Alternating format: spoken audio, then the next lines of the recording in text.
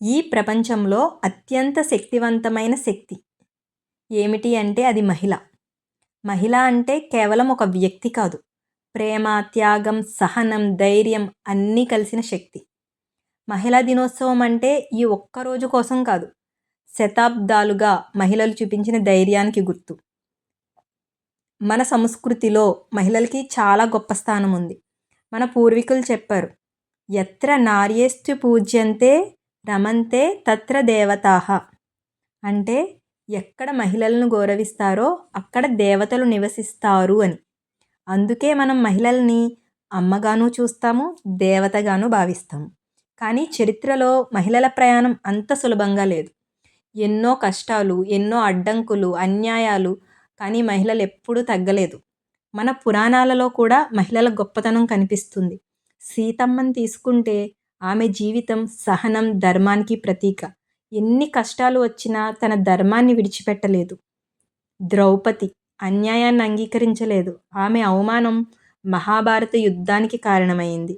అంటే ఒక మహిళ బాధ సమాజాన్ని కూడా కదిలించే శక్తి కలిగి ఉంది.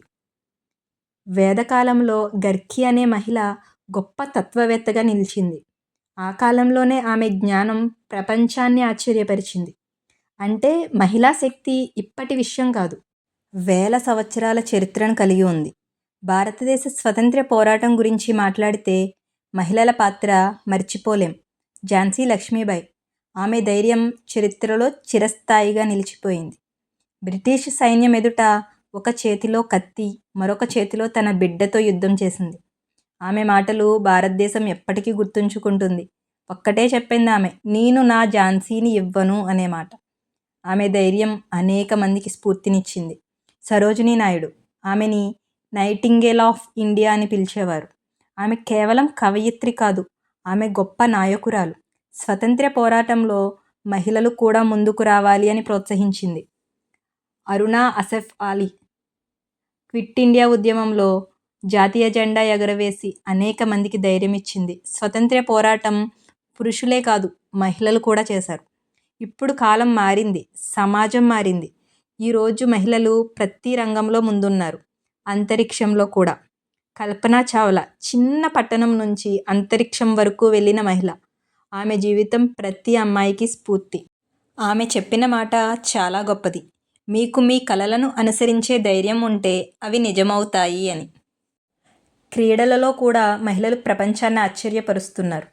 పివి సింధు ఒలింపిక్స్లో మెడల్ సాధించి భారతదేశానికి గర్వకారణమైంది. మిథాలీ రాజ్ భారతీయ మహిళా క్రికెట్ను ప్రపంచానికి పరిచయం చేసింది. ఇవి మాత్రమే కాదు, ఈరోజు మహిళలు డాక్టర్లు, సైంటిస్టులు, టీచర్లు, పోలీసులు, సైనికులు, వ్యాపారవేత్తలు ప్రతి రంగంలోనే ముందున్నారు. మహిళ అంటే తన బాధలను దాచుకుని ఇతరులకు ధైర్యం ఇచ్చే వ్యక్తి. తన కలలను వదిలి ఇతరుల కలలను నెరవేర్చే మనసున్న మనిషి. తల్లి తన పిల్లల కోసం ఎంత త్యాగం చేస్తుందో మనకు తెలుసు. మహిళ ఎడ్యుకేట్ అయితే కుటుంబం ఎడ్యుకేట్ అవుతుంది. ఒక మహిళ బలంగా ఉంటే సమాజం బలంగా ఉంటుంది.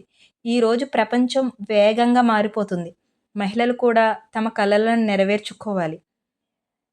మీకు ఇది సాధ్యం కాదు అంటే నమ్మకండి. ఎందుకంటే చరిత్ర చెప్తుంది మహిళలు ఏది నిర్ణయించుకున్నా సాధించగలరు అని.